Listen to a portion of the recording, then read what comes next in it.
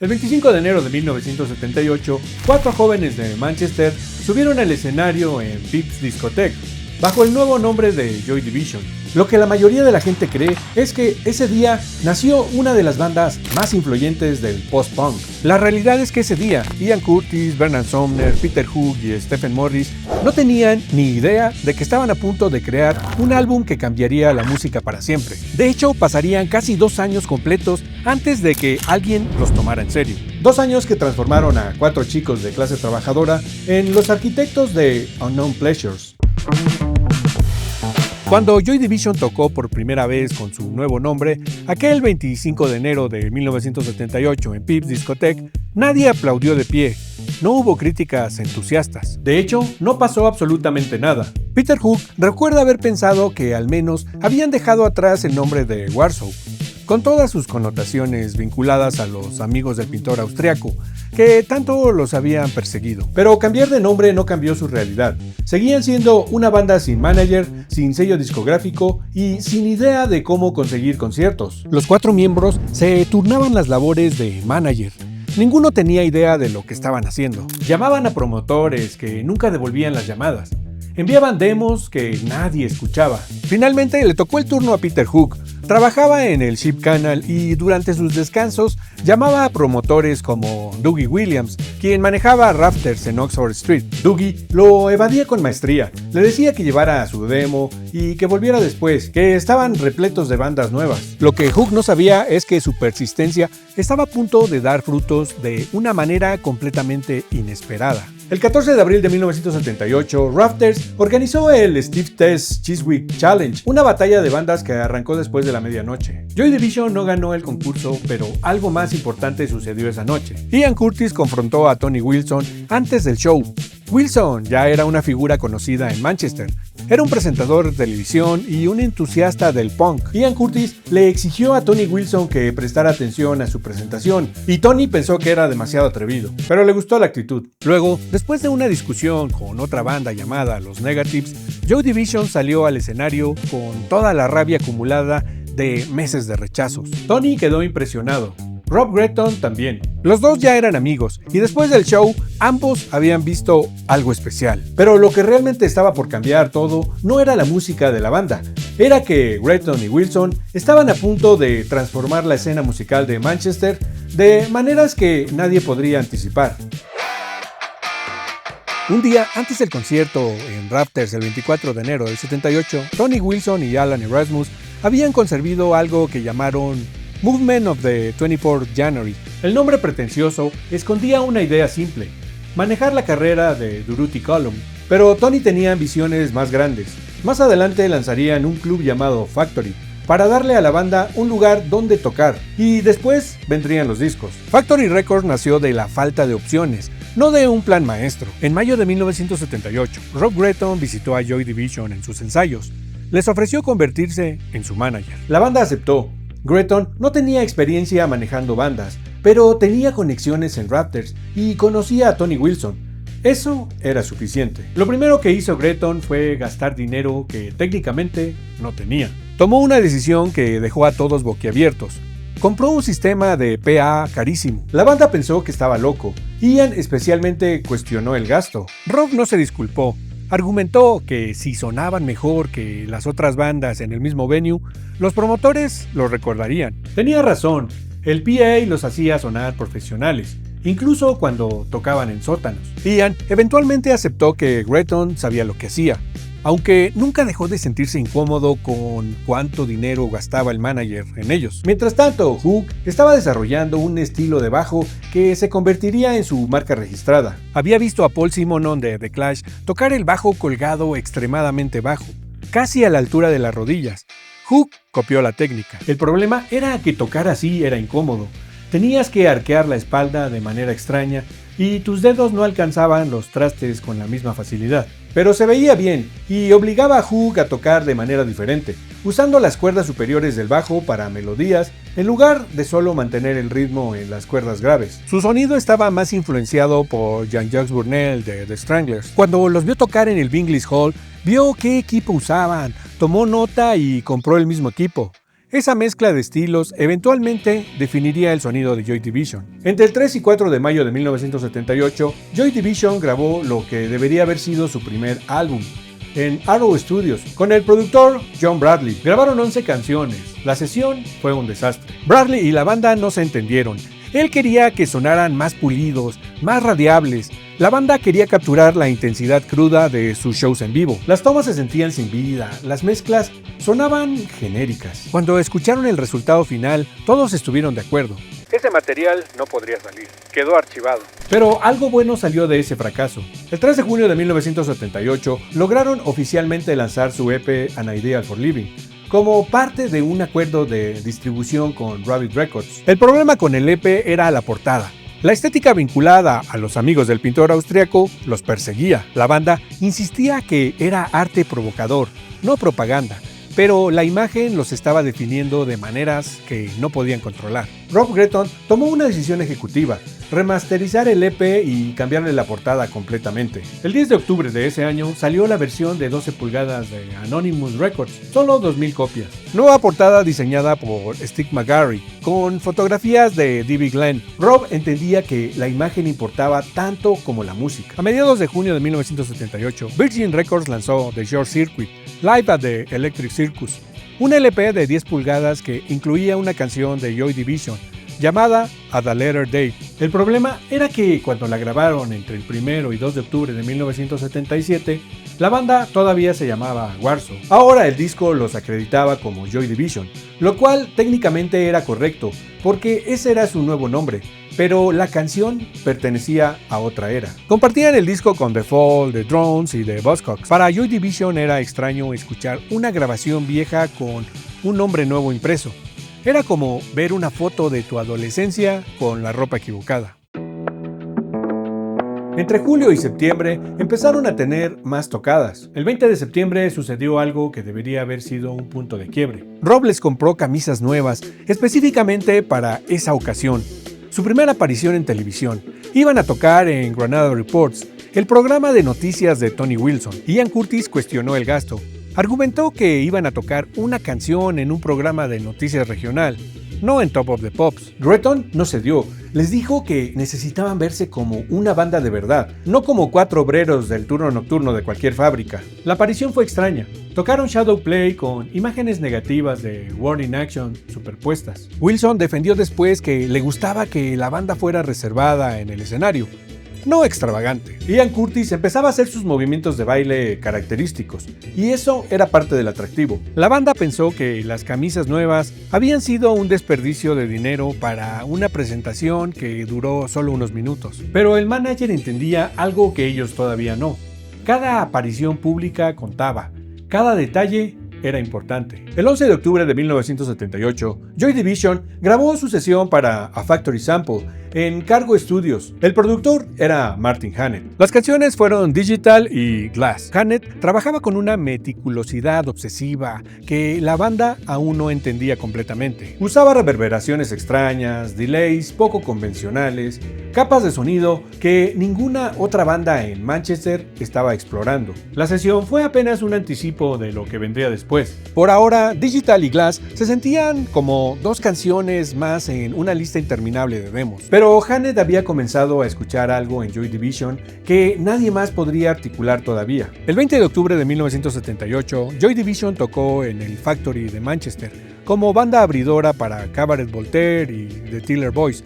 La entrada costaba $1. Mick Middlehurst resaltó que la intensidad y la pasión de la música de Joy Division eclipsaba completamente cualquier cosa que la audiencia hubiera visto en mucho tiempo. No estaba exagerando. Cabaret Voltaire eran veteranos de la escena industrial, pioneros del ruido y la experimentación electrónica. Que Joy Division los eclipsara en su propio terreno decía mucho.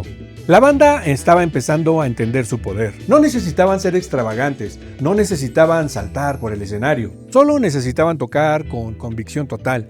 Y cuando lo hacían, el resto de las bandas parecían estar jugando.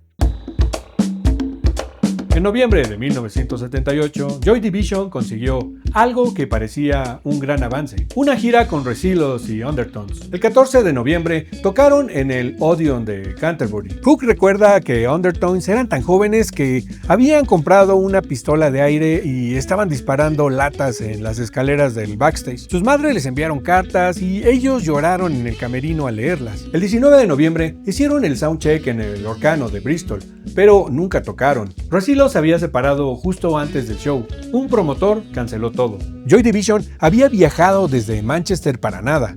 La gira terminó prematuramente y la banda volvió a casa sin el impulso que esperaban. En ese tiempo Peter Hook había comprado una van y por lo tanto él era el que siempre terminaba cargando el equipo después de los conciertos. Ian y Bernard se la pasaban ligando a chicas en el backstage o en el bar. Steve ayudaba a veces, pero era tímido y desaparecía muy rápido. Peter arrastraba amplificadores, cables, la batería de Steve, todo hacia la van, mientras los otros dos coqueteaban. Luego manejaba de regreso a Manchester.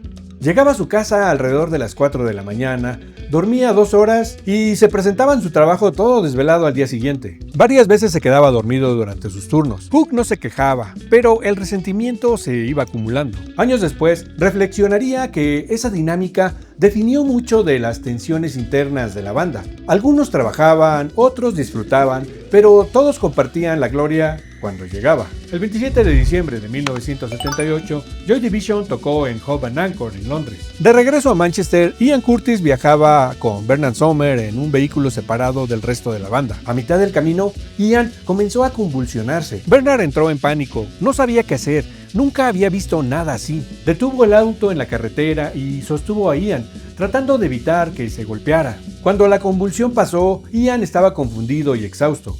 No sabía dónde estaba. Bernard lo llevó al hospital más cercano y ahí fue donde diagnosticaron a Ian Curtis con epilepsia por primera vez. Bernard llevó a Ian de regreso a su casa esa noche, sabiendo que algo había cambiado de manera fundamental. Pero justo cuando todo parecía perdido, Factory Records estaba a punto de lanzar algo que cambiaría la conversación.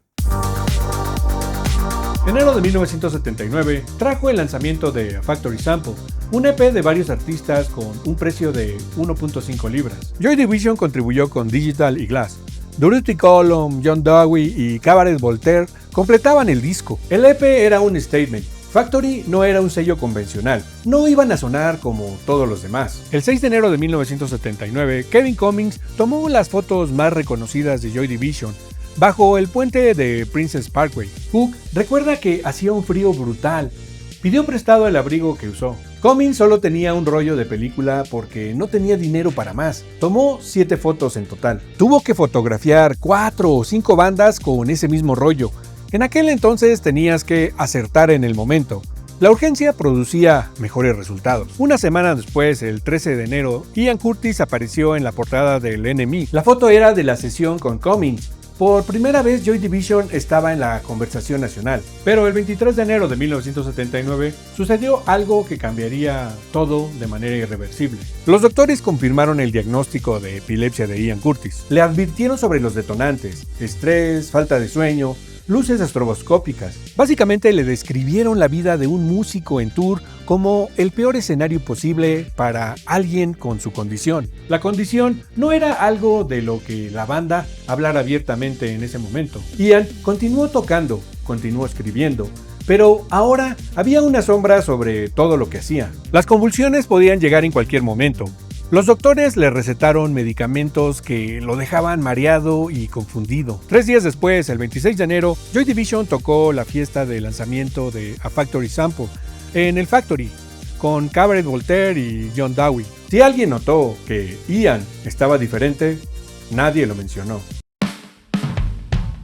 El 31 de enero de 1979, Joy Division grabó su primera sesión para John Peel en la BBC. El productor fue Bob Sargent. Grabaron Exercise One, Inside, Transmission y She Lost Control. Hook recuerda que ya no eran tan novatos en el estudio.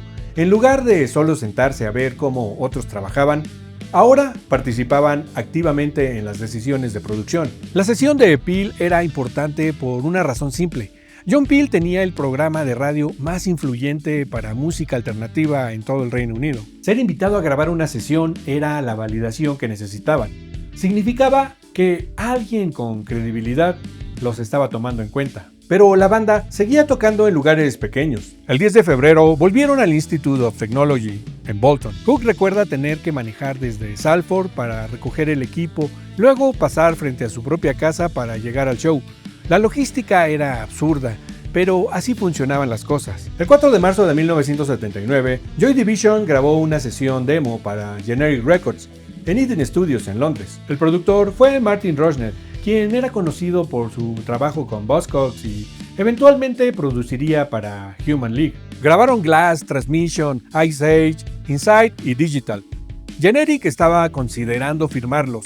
Nada salió de esas conversaciones. En la noche tocaron en el Marquee de Londres. Le abrieron a The Cure. Hook recuerda que Steve había escrito el setlist y comenzaba con una canción llamada Soundtrack, que eventualmente se convirtió en Exercise One. La banda todavía estaba experimentando con nombres de canciones, todavía estaban descubriendo qué funcionaba en vivo. Los de The Cure ni los pelaron, y después de tocar cargaron el equipo y tuvieron que manejar de nuevo hasta Manchester esa misma noche. En junio nuevamente le abrieron a The Cure en Canterbury.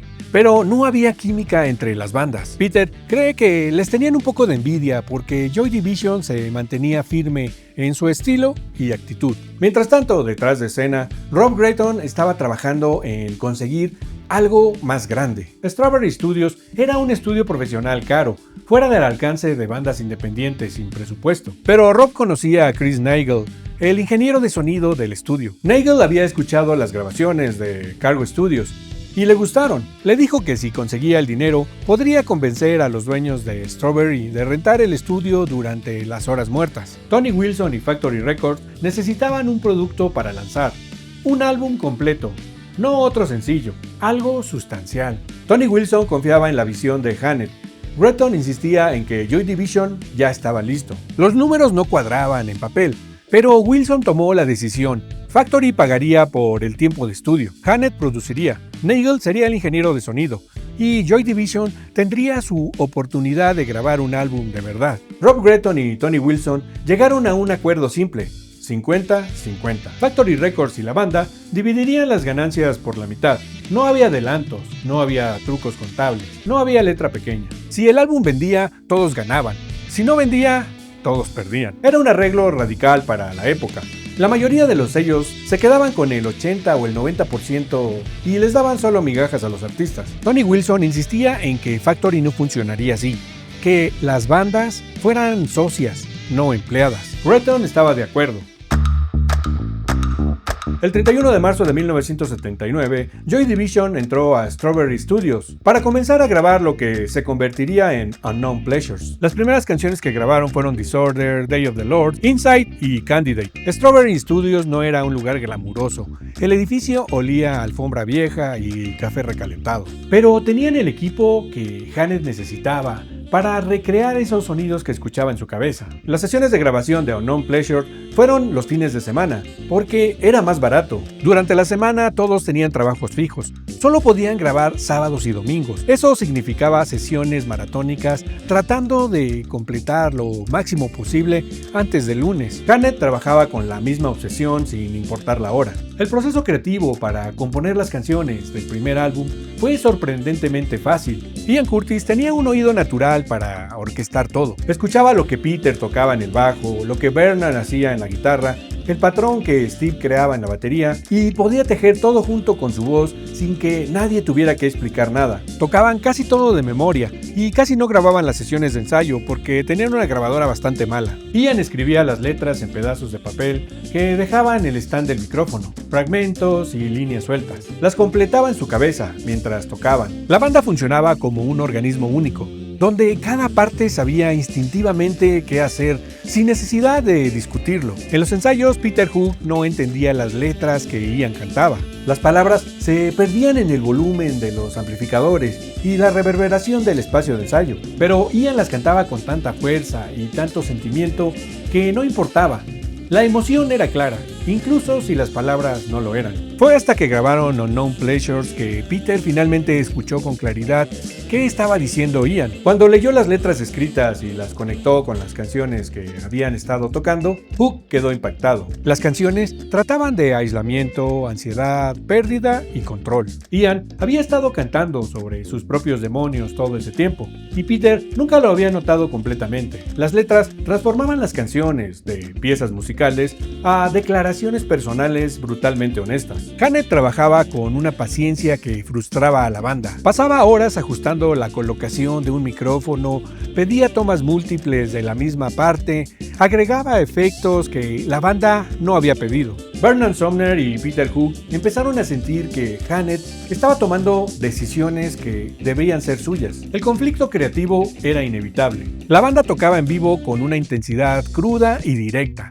Hannett quería capturar algo más frío, más atmosférico, más producido. Bernard sentía que su guitarra estaba siendo enterrada en la mezcla. Peter Hook pensaba que su bajo, que era central en el sonido de la banda, estaba siendo empujado al fondo. Pero Hannett no cedía. Usó técnicas poco convencionales. Insistió en grabar cada instrumento por separado para no contaminar el sonido. Peter grababa el bajo solo en la sala de grabación, mientras los demás esperaban afuera. Luego Bernard grababa la guitarra. Steve tenía que grabar la batería por partes, lo cual era especialmente complicado. Le pedía que tocara solo el bombo en una toma, solo la tarola en otra, los platillos separados. Steve odiaba el proceso, destruía el sentimiento orgánico de tocar la batería como un instrumento completo. Pero Hannett argumentaba que solo así podía controlar exactamente cómo sonaba cada elemento. Podía procesar el bombo diferente a la tarola, podría agregar reverb solo a los toms. El método era tedioso, pero los resultados eran imposibles de conseguir de otra manera. Hannett odiaba tener a los músicos en el estudio cuando mezclaba. Argumentaba que los músicos siempre querían escuchar su propio instrumento más fuerte. Eso destruía el balance. Necesitaba silencio, soledad y sustancias para escuchar objetivamente qué servía a la canción. Ian defendía a Hannett. Él confiaba en la visión del productor de maneras que Bernard y Peter no podían. Las sesiones se completaron en 3 fines de semana. El 16 de abril, en medio de las grabaciones, nació Natalie Curtis. Ian acababa de convertirse en padre. Estaba grabando el álbum más importante de su carrera mientras intentaba adaptarse a la paternidad. Su epilepsia empeoraba, los medicamentos lo dejaban exhausto. Ian estaba viviendo 3 vidas completamente diferentes al mismo tiempo. Durante el día era un empleado de oficina más de la Manpower, llenando formatos y atendiendo a los desempleados que buscaban trabajo. Llegaba a casa agotado, pero ahí no terminaba su jornada. Tenía que ser padre, atender a Natalie, ayudar con las cosas del hogar. Y cuando apenas había cenado, ya tenía que salir corriendo a ensayar con la banda o tocar en algún club. Débora lo veía llegar a las 2, 3 de la mañana, completamente destruido, y al día siguiente tenía que levantarse a las 7 para volver a la oficina. No había descanso, no había pausas, era una máquina que funcionaba sin parar, y todos podían ver que algo tenía que ceder. La presión era insostenible. Ian quería ser buen padre, necesitaba el dinero del trabajo diurno, porque tenía una hipoteca y un bebé que mantener. Pero al mismo tiempo sentía que Joy Division estaba despegando y no podía quedarse atrás. Era como estar en 3 lugares al mismo tiempo y no estar realmente presente en ninguno. Ian Curtis tenía una personalidad camaleónica que confundía a todos los que lo conocían. Era un tipo complaciente, con necesidad de aprobación. Con la banda actuaba de una manera, con Débora era otra persona. Con Anik se transformaba en alguien diferente. Con los fans adoptaba otra máscara. Podía ser callado y tímido en un contexto, y luego extrovertido y carismático en otro. Esta habilidad de reflejar lo que otras personas necesitaban de él lo hacía querido, pero también significaba que nadie sabía realmente quién era Ian Curtis debajo de todas esas máscaras. No era que Ian fuera manipulador deliberadamente. Era que genuinamente veía a todos los lados de cada situación y podía habitar múltiples perspectivas simultáneamente. Eso lo hacía un gran letrista, pero una persona difícil de conocer verdaderamente. Una de las historias que la banda contaba sobre Ian Curtis no tenía nada que ver con música o poesía. Una vez en un tour, alguien dejó algo enorme en el baño del lugar donde tocaron. Era tan desproporcionadamente grande que cuando los miembros de la banda lo vieron, no podían dejar de reír. Se llamaban unos a otros para que fueran a verlo. Especulaban sobre qué había comido esa persona. Ian se reía tanto como los demás. La anécdota es importante porque desmitifica la idea de Ian como un ser iluminado flotando por encima de las preocupaciones mundanas. Era totalmente mundano. Se reía de las bromas escatológicas. Hacía chistes tontos, comía mal, fumaba demasiado y bebía cerveza barata. La genialidad que mostraba en el escenario y en sus letras coexistía con un tipo normal de 23 años que pensaba que los mojones gigantes eran lo más gracioso del mundo. Durante un concierto en el Factory pasó lo que nadie esperaba. Ian estaba en el escenario, haciendo lo suyo, moviéndose con esa intensidad que ya lo caracterizaba, cuando de repente su cuerpo empezó a convulsionar. No era parte del show, se desplomó, perdió el conocimiento. La gente al principio pensó que era parte de la actuación. Pese a estar tomando medicinas, sus convulsiones eran más frecuentes. La medicina lo dejaba como zombie. Se sentía aletargado, confundido, con la mente nublada. Su personalidad cambió. Deborah notó que estaba más irritable, más distante. Ian odiaba sentirse así, odiaba depender de esas pastillas, pero al mismo tiempo tenía terror de tener otro ataque. Era una pesadilla de la que no podía despertar. En la mayoría de los conciertos, Rob Gretton se posicionaba en la cabina de iluminación. No era porque le gustara la vista desde ahí, era porque necesitaba estar listo para intervenir en el momento en el que el técnico de luces tocara los estrobos. Las luces parpadeantes detonaban las convulsiones de Ian, y Rob lo sabía. La banda siempre podía darse cuenta de lo que pasaba en la cabina, porque las luces comenzaban a parpadear y luego se detenían casi de inmediatamente. Podían imaginar a Rob diciéndole al técnico que las apagara o habría consecuencias. Pero algunas noches, Rob no lograba llegar a la cabina de iluminación a tiempo. En el Rainbow Theater, durante la gira con Stranglers, no hubo soundcheck y Rob no pudo posicionarse en la cabina. Durante el concierto, el técnico activó los estrobos. Las luces parpadeaban sin parar. Lo siguiente que vieron fue que el baile de Ian se desfasó de ritmo. Sus piernas cedieron, se tambaleó hacia atrás y cayó sobre la batería. El técnico de luces finalmente se dio cuenta de que algo andaba mal y bajó las luces. Hook y Bernard se quitaron las guitarras para ayudar a Ian, quien convulsionaba entre los tambores. Lo cargaron fuera del escenario hacia un cuarto trasero y se quedaron con él hasta que se recuperó. Conforme la vida de Ian se desmoronaba, sus letras se volvieron más y más oscuras. Ya no hablaba de alineación abstracta o crítica social.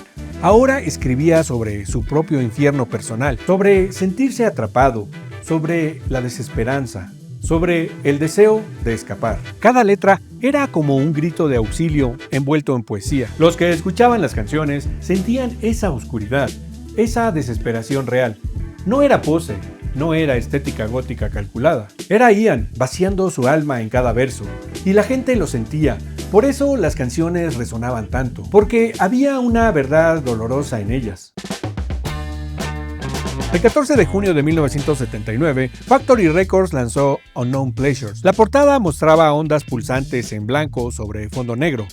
Nada de fotos de la banda, nada de nombres. Solo un gráfico científico que Bernard Sumner había encontrado hojeando la enciclopedia Cambridge Astronómica. Bernard llevó la imagen a Peter Saville, el diseñador gráfico de Factory Records. La imagen original mostraba las primeras señales de radio, detectadas del pulsar PSR, descubierto en 1967. Era un gráfico de las pulsaciones de una estrella de neutrones.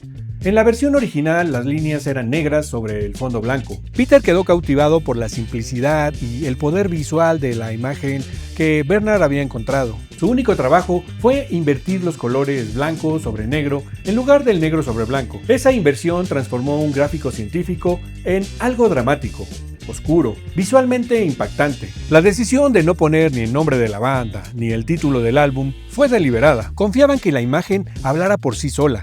Apostaron a que su impacto visual sería suficiente para atraer atención sin necesidad de texto. Era una apuesta arriesgada. Los sellos discográficos normalmente insistían en que el nombre de la banda fuera lo más grande en la portada. Factory no era un sello normal. El minimalismo de la portada reflejaba el contenido del álbum. Las ondas, con su representación rítmica y sus variaciones, podrían interpretarse como una representación gráfica de la vida misma.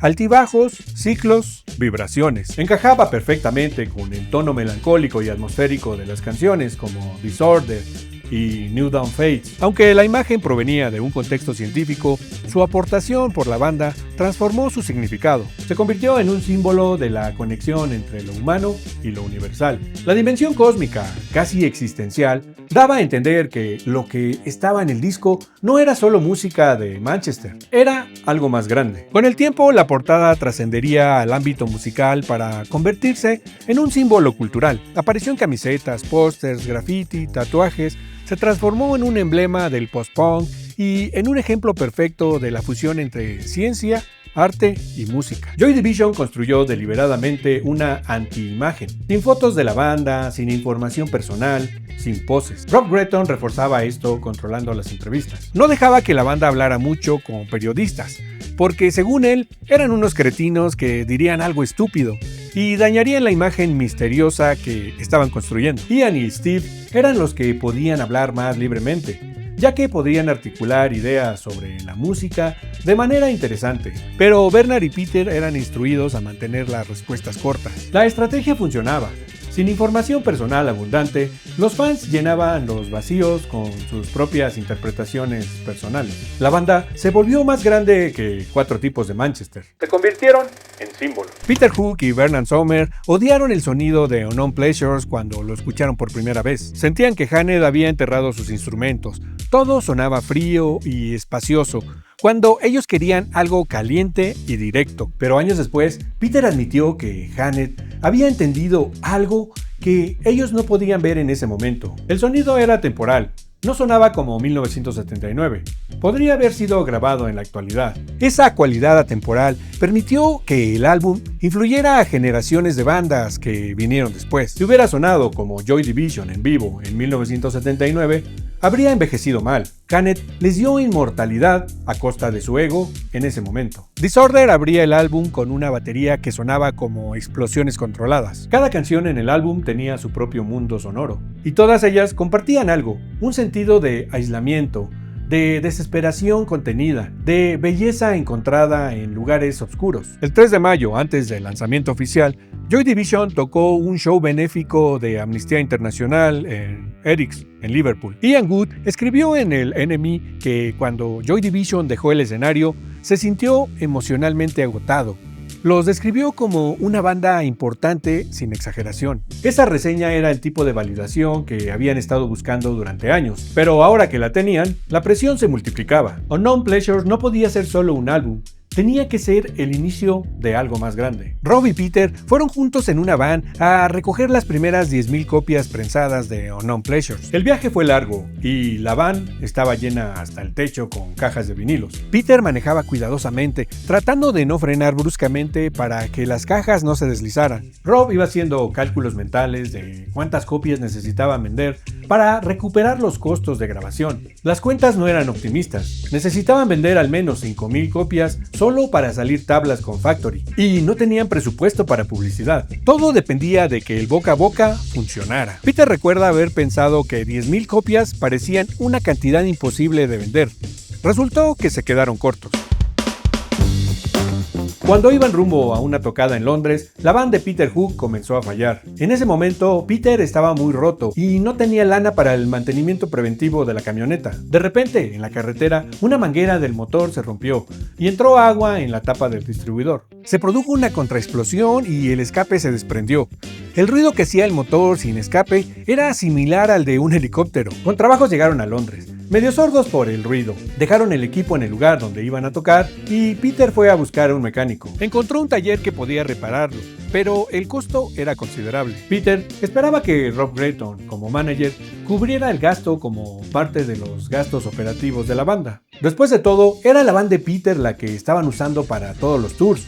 Pero Rob se negó a pagar. Le dijo que el mantenimiento del vehículo era responsabilidad del dueño, no de la banda. Peter explotó. Le reclamó al manager que estaba usando su van personal, su propio vehículo para transportar a toda la banda y el equipo, y ahora que necesitaba una reparación esencial, el manager no quería cubrir ni un centavo. La discusión subió de tono. Peter amenazó con no volver a prestar su van para la banda si se iban a poner en ese plan. Si Rob quería que siguieran tocando fuera de Manchester, necesitaban empezar a tratar la van como equipo de la banda. no como un favor personal de Peter. Eventualmente llegaron a un acuerdo, pero el resentimiento quedó. El 13 de agosto de 1979, Joy Division tocó en el Nashville Room de Londres, con OMD y A Certain Radio. Fue un gran show. Por primera vez, Hook vio a la audiencia cantando las letras de sus canciones. Recuerda que les gustaba comenzar con algo lento y reflexivo, como Atmosphere, para desafiar las expectativas antes de construir hacia las canciones más rápidas. Esa noche, Annie Honore vio a la banda por primera vez y los conoció brevemente. Después del show, empacaron la van y salieron de regreso a Manchester. Peter manejaba adelante con Terry Mason de copiloto. Steve Morris iba atrás en su propio auto con instrucciones de seguir a Peter porque la van estaba destrozada y Hook dudaba que llegaran a casa. La van había perdido la tapa del tanque de gasolina y alguien la había reemplazado con un trapo que se estaba desintegrando y bloqueando el filtro del carburador. Iban despacio, a unos 50 km por hora. Entraron a la carretera rumbo a Manchester. Minutos más tarde sintieron un golpe masivo. La van salió disparada hacia adelante. La camioneta giró y todo se volvió muy confuso. Cuando recuperó la visión, estaba en el acotamiento de la carretera. Un camión se deslizó de lado por la autopista bloqueando los 3 carriles. Luego vio a Ian Curtis corriendo por la autopista persiguiendo un Tom de la batería que rodaba por el camino. Un Tom que debería haber estado en la parte trasera de la van. Ian llegó a la ventana cargando el tambor, preguntando si estaban bien. El accidente había arrancado la parte trasera de la van, rompiendo el eje trasero y aplastando las puertas. Recogieron su equipo de la autopista y Peter vio cómo remolcaban su van destrozada. Desde entonces, Terry, Twinnie o Dave manejaban las vans rentadas y cada noche después de los shows, Hook vivía la buena vida con el resto de la banda en el bar, bebiendo y tratando de ligar chicas. Por un lado era absolutamente magnífico, por otro lado terminó siendo un alcohólico.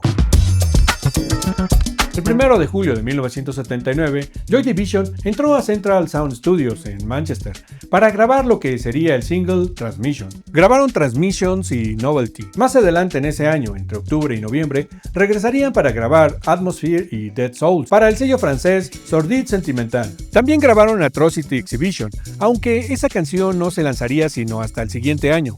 Las sesiones eran rápidas comparadas con Strawberry. A principios de octubre de 1979, Factory Records lanzó Transmission como sencillo, y fue un momento crucial.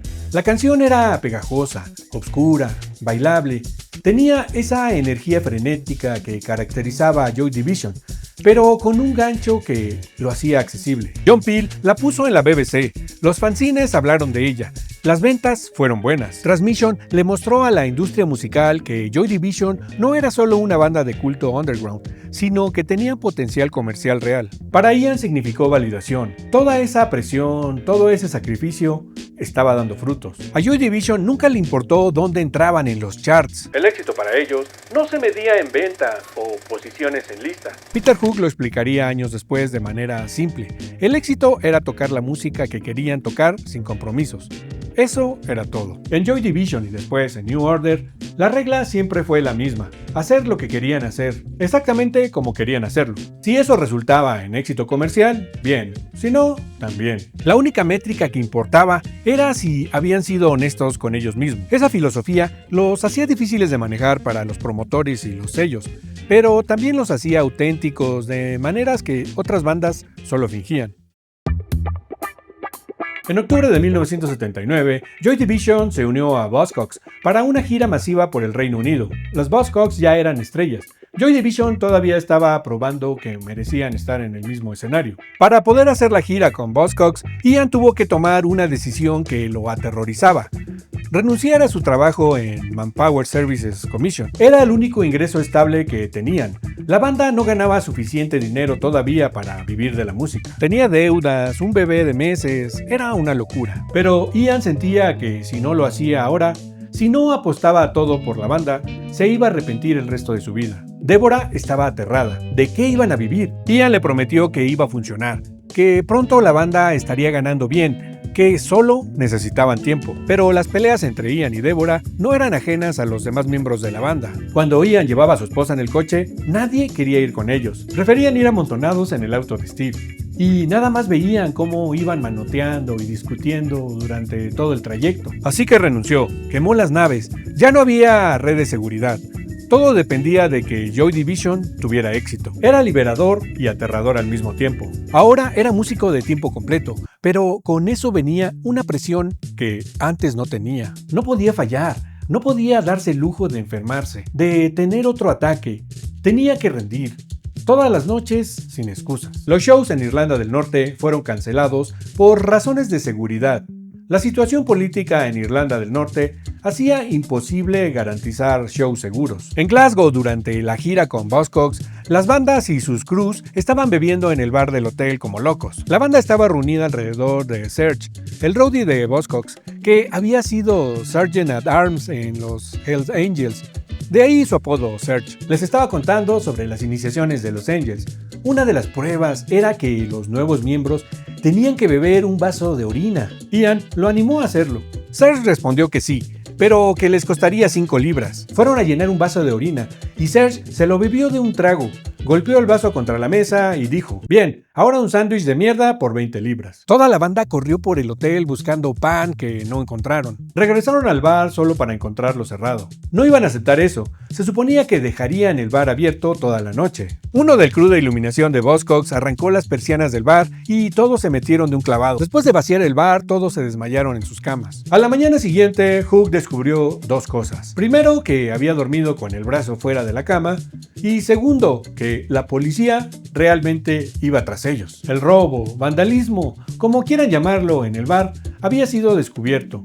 Y ellos eran los principales sospechosos. Salieron corriendo del hotel. Rob agarró toda su ropa y las metió en bolsas, tratando desesperadamente de huir antes de que llegara la policía. Necesitaban concentrarse en no ser arrestados y arriesgarse a perderse el show de esa noche en Edimburgo. Lo lograron, por poco. Dejaron atrás sus destrozos y viajaron a Edimburgo. Y desde esa noche, Hook siempre ha tenido que dormir con el brazo colgado fuera de la cama. Durante la gira, Ian sabía perfectamente que no debería beber. Los doctores se lo habían dejado clarísimo. Alcohol y medicinas no se mezclan, punto. Pero estaba desesperado. La medicina lo hacía sentirse sin vida, apagado, sin chispa, y necesitaba esa chispa para subir al escenario, para escribir, para sentir algo. Entonces empezó a tomar.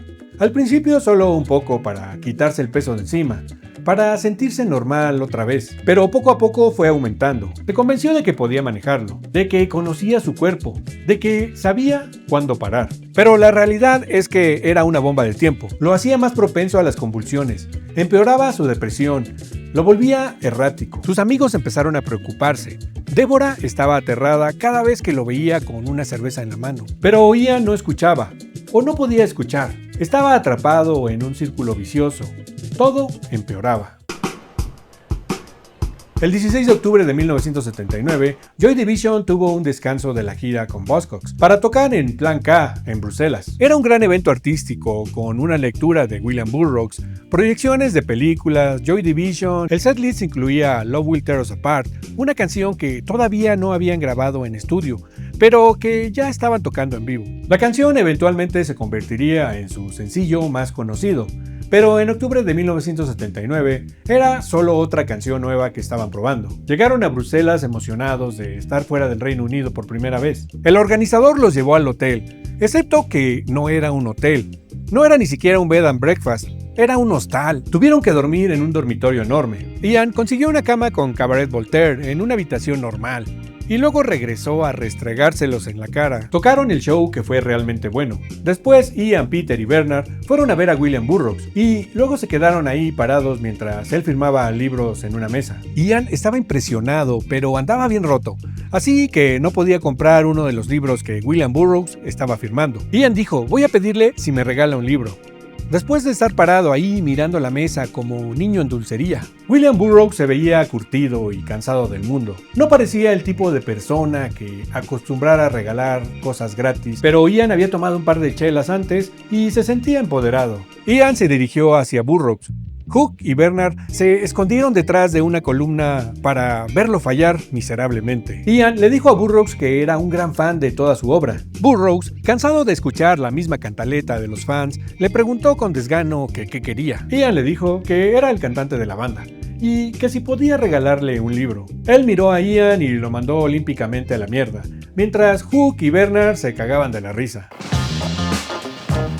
Ahí vieron por segunda vez a la periodista Aniko Nore, interesada en la escena post-punk, que quedó fascinada con Ian. Lo veía como ese poeta oscuro, ese artista atormentado. Ian, por su parte, encontró en ella algo que no tenía en casa. Para ella, Ian Curtis era solo el cantante de Joy Division, el genio creativo, el artista. Con Anik podía ser esa versión de sí mismo, y nada más. Empezaron a escribirse, a verse cuando la banda tocaba en Europa. Al principio eran solo pláticas, conexión intelectual, pero pronto se convirtió en algo más. Ian se estaba enamorando, o al menos creía estarlo. Ahora tenía otro secreto que guardar, otra vida paralela que manejar. Estaba Deborah y Natalie en Macclesfield, su familia real, su responsabilidad. Y estaba Nick, que representaba libertad, arte y una vida diferente. Ian quedó atrapado entre dos mundos, incapaz de elegir, incapaz de renunciar a ninguno. Peter Hook se preguntaba cómo le hacía Ian con toda esa cantidad de medicamentos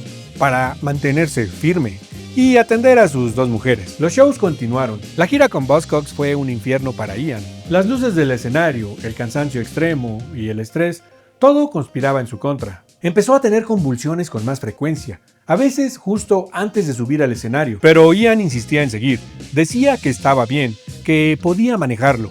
Se tomaba sus pastillas y subía al escenario. La audiencia muchas veces no se daba cuenta. Pensaban que esos movimientos compulsivos eran parte de su performance, algo intencional. Y de cierto modo, Ian empezó a incorporar su enfermedad en la actuación. En ese tiempo, los Buzzcocks tocaban el mismo set todas las noches, mientras que Joy Division variaba constantemente el suyo. Lo hacían para mantenerse interesados, ya que tocar las mismas canciones en el mismo orden noche tras noche los habría vuelto locos. El 27 y 28 de octubre tocaron 2 noches consecutivas en el Apollo Theatre de Manchester. Era territorio local.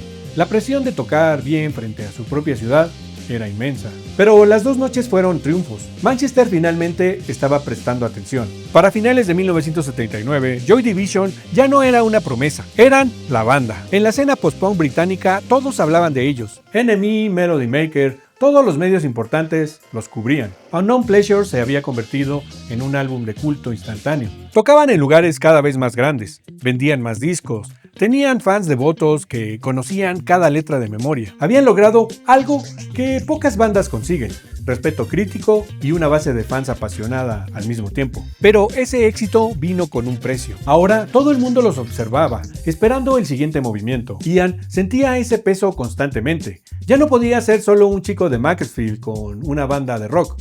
Era Ian Curtis de Joy Division, y esa persona tenía que estar a la altura todo el tiempo. Noviembre de 1979 trajo una sesión fotográfica con Anton Corbijn, que produciría algunas de las imágenes más reconocidas de la banda. Peter recuerda que amaba cómo Corbijn trabajaba, rápido, sin drama, sin perder el tiempo. Años después, Corbijn dirigió Control, la película biográfica sobre Ian Curtis que ganó múltiples premios. La gira con Buzzcocks continuó. El 9 y 10 de noviembre fueron las 2 últimas noches de la gira de Rainbow. 2 shows agotados.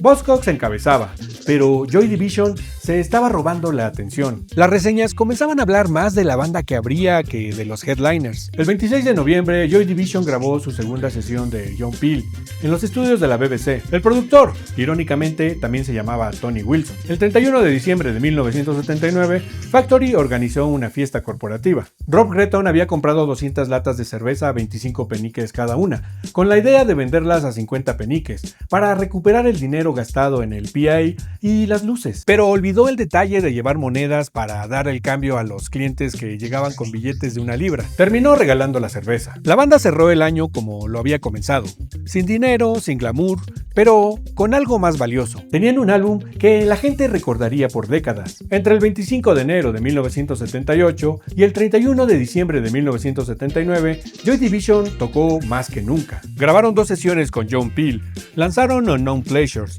aparecieron en televisión, fueron de ser rechazados por promotores a abrir para los Buzzcocks. Pero lo más importante que sucedió en esos 2 años no fue musical, fue que 4 personas aprendieron a confiar en su propia visión incluso cuando nadie más la entendía. Factory Records demostró que podías lanzar música sin compromisos comerciales y aún así encontrar una audiencia. Y Joy Division mostró que la oscuridad, cuando era auténtica, resonaba más profundamente que cualquier alegría fabricada. ¿Crees que el Unknown Pleasures habría tenido el mismo impacto si Martin Hannett no hubiera impuesto su visión de producción sobre la banda? Si llegaste hasta aquí te lo agradezco y te invito a suscribirte al canal y compartir el video con otros melómanos. Déjame tu opinión en los comentarios y por acá te dejo otro video que seguramente disfrutarás.